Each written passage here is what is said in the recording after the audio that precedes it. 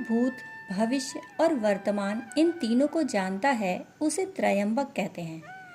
आचार्य त्रयंबक चेतना की उस अवस्था में पहुंच गए थे जहां से इस मृत्यु भूमि में फिर कभी वापस आना नहीं होता। आना तो होता है पर परमात्मा की किसी विशिष्ट योजना को लेकर ही। सृष्टि के कार्य व्यापार में हाथ बटाने के लिए आचार्य की भूमिका बड़ी महत्वपूर्ण होती है। वे भगवान के पार्षद थे और धरती का भाग्य और भविष्य के निर्धारण में योगदान देने धरती पर अवतरित हुए थे। यह बात उनके अलावा केवल उनके मित्र आचार्य विभूति नारायण को पता थी, परंतु वे भी उनके इस विशिष्ट रहस्य को सर्वांगपूर्ण ढंग से नहीं जानते थे। समग्र ढंग से तो वे स्वयं और उनके आराध्य परमात्मा ही यह सब जानते थे। आचार्य त्रयंबक को संबोधित करते हुए आचार्य विभूति कहा करते थे, मित्र, ऐसा कौन सा जन्म है जिसमें आप जीवन के सारे हिसाब किताब को चुकता कर यहाँ से प्रस्थान नहीं हुए।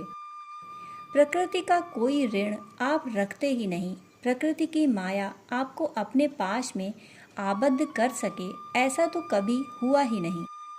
प्रकृति का माया पाश जब आपको घेरने आता है वह सदा ही 2 अंगुल छोटा पड़ जाता है।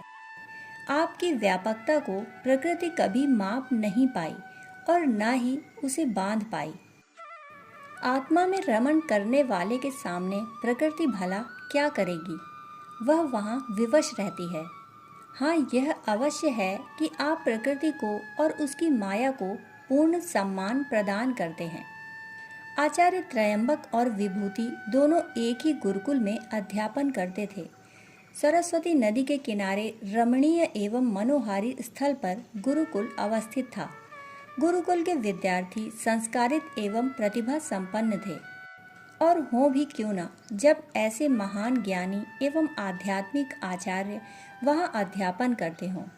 अध्यापन के पश्चात शेष समय दोनों माता भगवती के वरद पुत्र अपनी अपनी कुटिया में गहन एवं कठिन तपश्चर्या में गुजारते थे। उनकी तपश्चर्या ब्रह्मर्षि विश्वामित्र, महर्षि अगस्त्य, दधीचि के समान थी, जिसकी ऊर्जा से समस्त सृष्टि जाज्वल्यमान थी। दोनों ही आचार्य अपने तप से गुरुकुल के विद्यार्थियों के जीवन को सिंचित करते थे, और यही कारण था कि इस तप से ओतप्रोत वहाँ के विद्यार्थी ऋषियों की परंपरा को आगे बढ़ाते और अपने तपस्वी जीवन एवं ज्ञान से अपने अपने क्षेत्र को प्रकाशित करते थे। आचार्य त्रयंबक गुरुकुल में अपने प्रिय विद्यार्थियों के बीच अध्यापन कर रहे थे।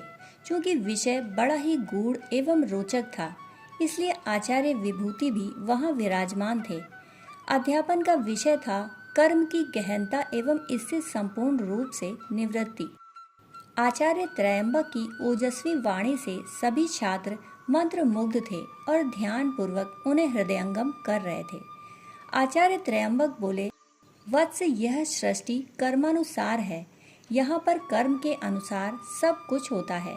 सत्कर्म से पुण्य का अर्जन होता है और संयम से उसका संरक्षण। पुण्य जीवन में साधन और सुविधाएं प्रदान करता है। इसके ठीक विपरीत दुष्कर्म से पाप बढ़ता है। ईर्ष्या, द्वेष, काम, क्रोध, लोभ आदि पाप में बढ़ोतरी करते हैं और इसके परिणाम रोग, शोक, संताप एवं अकाल मृत्यु के रूप में सामने आते हैं। जो कर्म परिणाम के रूप में उपस्थित होता है उसे प्रारब्ध कहते हैं। आचार्य त्रयंबक के उस सहज सरल उद्बोधन से सभी प्रसन्न चित्त थे। सभी छात्र शांत एवं मौन होकर उसे हृदयंगम कर रहे थे। किसी किसी छात्र के मन में इसके प्रति जिज्ञासा भी पैदा हो रही थी। उन्हीं में से एक छात्र था आरण्यक।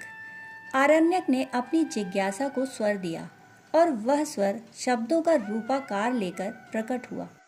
आरण्यक ने बड़ी ही विनम्रता के साथ पूछा, आचार्य, प्रारब्ध कर्म के बारे में और स्पष्ट करें और यह बताएं कि प्रारब्ध को कैसे निर्मूल एवं विनष्ट किया जाए।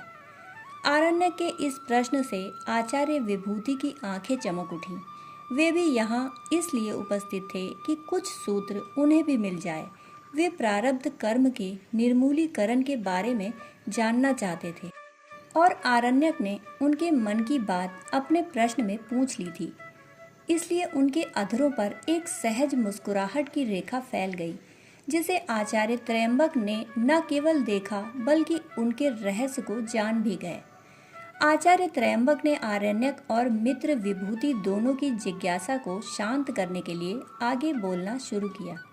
उन्होंने कहा, वत्स आरण्यक, प्रारब्ध वह कर्म है जो कभी अतीत में किया गया होता है। अतीत के अच्छे बुरे दोनों ही कर्म जब परिपक्व होते हैं तो वे प्रारब्ध के रूप में प्रकट हो जाते हैं। अच्छा प्रारब्ध साधन सुविधाएं प्रदान करता है, जबकि बुरा प्रारब्ध रोग, शोक, दुख का कारण बनता है। जहाँ तक बात है प्रारब्ध को काटने की, तो उसका मतलब बुरे प्रारब्ध से होता है। प्रारब्ध के बारे में सही निर्धारण तभी संभव है जब दृष्टि इतनी गहरी हो कि उसे सांगोपांग ढंग से देख ले और उसके निराकरण के लिए आवश्यक समाधान प्रस्तुत कर दे। आचार्य त्रयंबक ने इसे समझाते हुए कहा, जैसे कि मान लो किसी के जीवन में किसी विशेष उम्र में गंभीर दुर्घटना होना तय है, तो उस दुर्घटना के कारण का पता लगाकर एक निश्चित समय से पूर्व ही किसी मंत्र का जप, व्रत, उपवास, दान आदि का पालन शुरू कर देना चाहिए। यदि ऐसा कर दिया जाए तो दुर्घटना को टाला जा सकता है। फिर वह गंभीर दुर्घटना छोटी मोटी चोट मोच के साथ समाप्त हो सकती है, परंतु संपूर्ण प्रारब्ध का निराकरण एवं निर्मूलन कठोर, कठिन एवं दीर्घकालिक तपश्चर्या से ही संभव है। आचार्य की इन बातों से आरण्यक एवं आचार्य विभूति दोनों को ही समाधान मिल गया।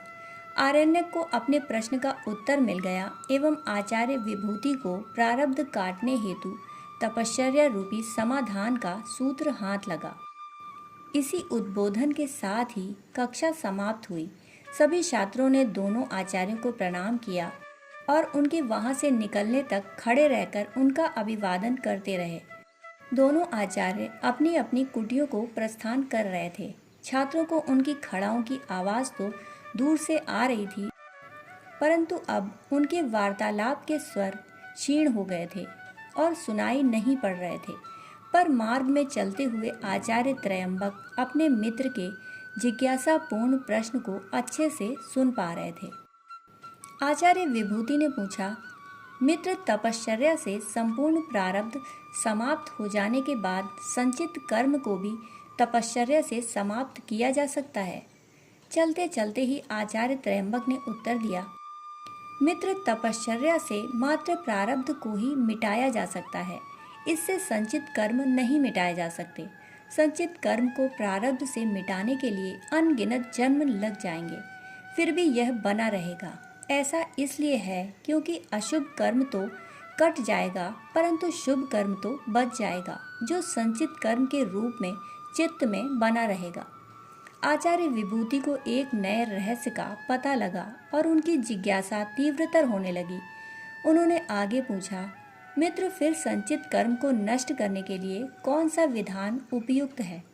आचार्य त्रयंबक ने बोला, मित्र, संचित कर्म को सच्चे ज्ञान और ध्यान से गलाया जा सकता है।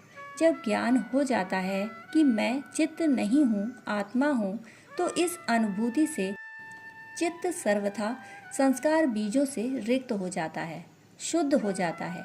हालांकि ऐसा होना कठिन है, क्योंकि मन की अनुभूति से पार पाना ही कठिन हो जाता है। तो फिर चित्त की सीमा को कैसे लांघे? परंतु ज्ञान से ऐसा संभव है। ज्ञान से संचित कर्म को नष्ट करके निर्भीत समाधि में अवस्थित हुआ जा सकता है।